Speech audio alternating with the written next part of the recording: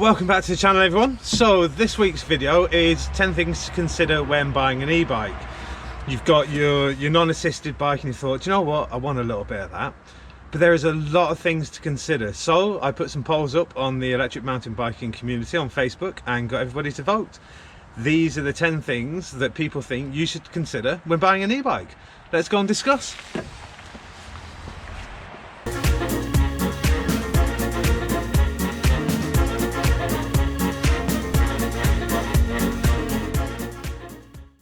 Now this one came out top of every single Facebook group that I posted this in.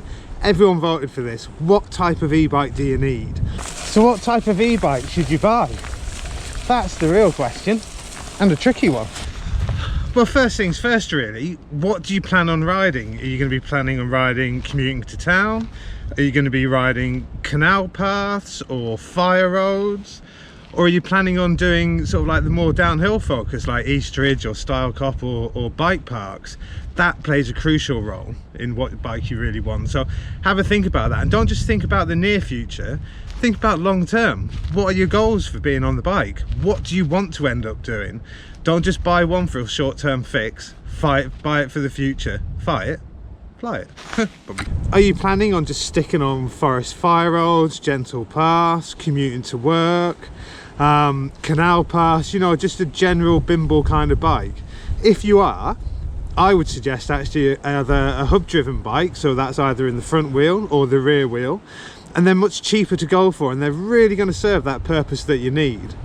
But if you're thinking of starting off with that, with the plan of going on to trail centres or bike parks, places with much bigger hitting features, then you really need to start thinking about probably a mid-drive bike. So something like a full sus bike, even a hardtail, and you'll get them in abundance, but they are a lot more expensive. So you're talking anywhere between £2,500 all the way up to £12,000.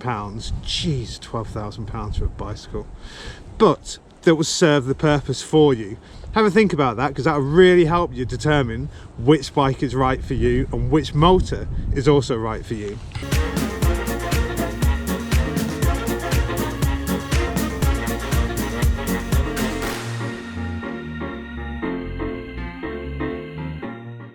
The next one that came out second on the polls, warranty periods. They vary so much across all the different brands, anywhere from a year to 5 years. Is that for frame? Is that for electrics? Make sure you look at that so you know exactly what you're buying into, because I guarantee at some point that bike's going to go wrong and you're going to need that support to really back you up and get you back on the roads as quickly as possible or on the trails. Have a look at that.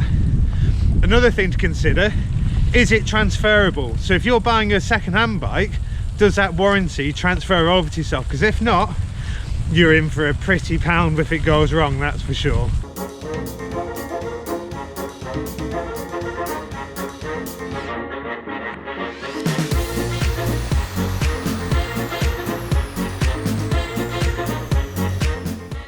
Do you know, I've just had a thought whilst riding along here. I'm not going to reinvent the wheel or anything like that at all, but if you are thinking about purchasing second hand, I'll link a video in for one of the channels that I follow. He did a really good one about buying second hand and also the pros and cons of it, so have a watch of that. It's really informative.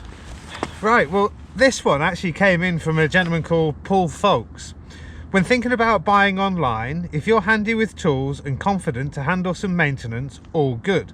If not, buy from a local dealer.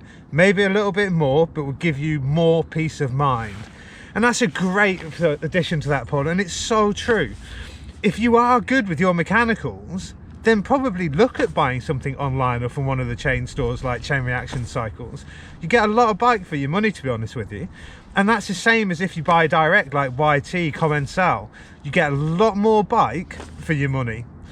But if you're not that great and you want that peace of mind, then buy from your local bike store. They will be probably more expensive, but you've got that backup. You can take that bike in, you can speak to a person, you can see what the problem is and get it fixed. And the amount of knowledge that they've got is fantastic. You know, it's helped me out loads, and I had a lot of issues with my bike at the start, but without the local bike shop, I wouldn't have got it fixed. So think about that. You know, if your skills are good, maybe buy online, definitely. Save yourself some money and get a better bike, probably. Worth thinking about. So thanks, Paul. Great feedback.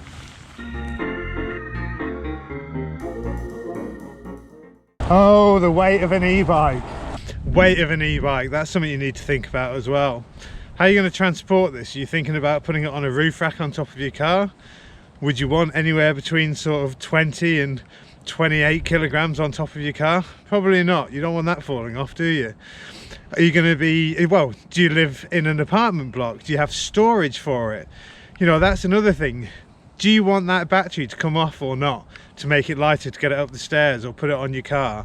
Think about the weight. If you're doing more hiker bikes, then maybe look at the SL or a lighter version e-bike with a lower power motor and a smaller battery, making it easier for you.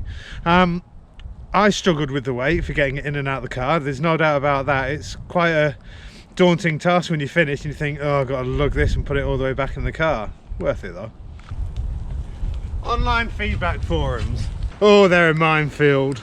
I mean, we had Jeff, he put this one forward. Study online groups for common faults, but never ask if a bike is good, because we all know our bikes are faultless, right? And he's correct. Go prepared into those forums. There's nothing worse than somebody joining one of the Facebook groups going, what bike shall I get? I don't know. Nobody knows. Have more detail. Tell them, this is what I'm looking at riding. This is my budget. Be more specific, because if you're thinking you're going to get a detailed answer with, hi, thanks for the ad, what bike shall I go for? You're not going to get it. Do your own research. Don't be lazy. Have a look at it. This is your money you're spending. Think about that, yeah? You want a good answer, then pose a good question. Don't be lazy.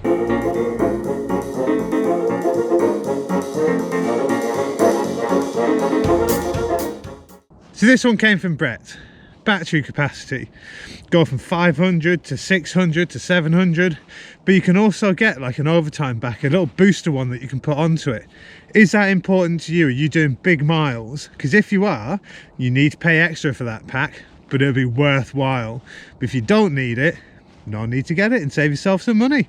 Thanks, Brett. Cheers for that. This was a poll added by Paul. Paul. Yep, well, you know what I mean. And it was servicing and maintenance. And it is true, you know, you do need to look after your bike, but what bike don't you need to look after? You know, you've got to wash it and look after it and take a little bit extra care around the motor. Yeah, for sure. But nothing out the ordinary. But I have gone through 3 chains and cassettes so far, so it certainly eats through them a lot quicker. Cost, yeah, I would say that there is a slight cost to having an e-bike over a non-assisted bike. Just for the general parts on it, you are going to get through them faster. How often are you going to ride up a hill on a non-assisted bike at 15 mile an hour? You're not really, and that takes its toll on the chain and the cassette. So yeah, there are increased costs, I would say, for that. Not exponential, but certainly more than what you would think.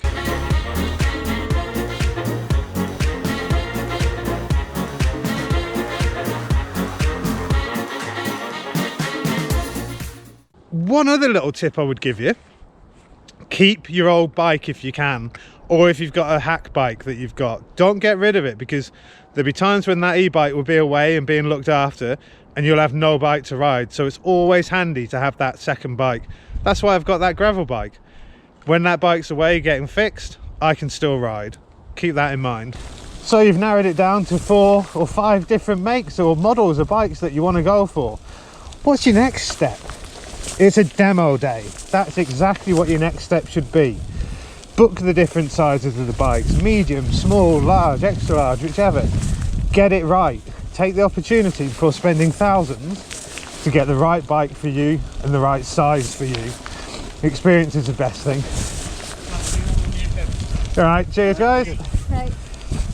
That would be my advice to you, definitely. I did 6 different demo days, I think, trying all various makes of bikes and different motors, different sizes. Even the Rocky, I tried the large and the medium to make sure I got it right. And that's something a lot of people get wrong, is the size of the bike for them.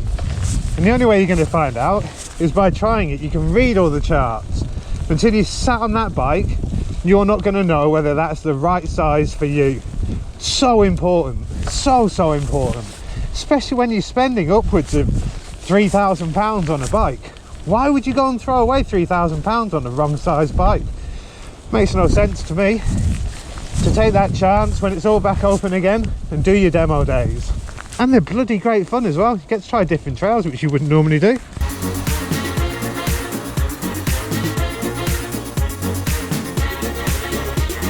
Oh, one thing I've noticed, I've been on a full sus, your balls don't have to get banged around a lot. Jesus.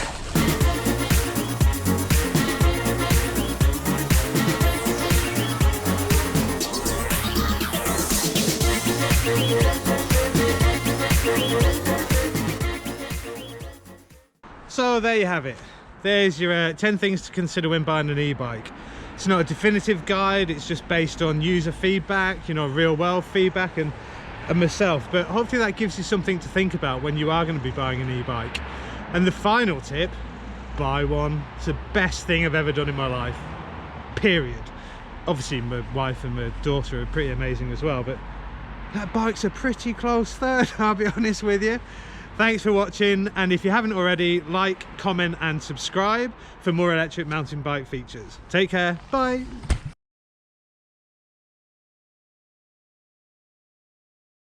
So they can go from dedicated or dictated, should I say. No, fucking I've got people coming up. That's no easy task. So no, that's crap. You can try out the different sizes of the bikes, the different modes. No, crap. It's coming on your right. There. Please stay in the middle.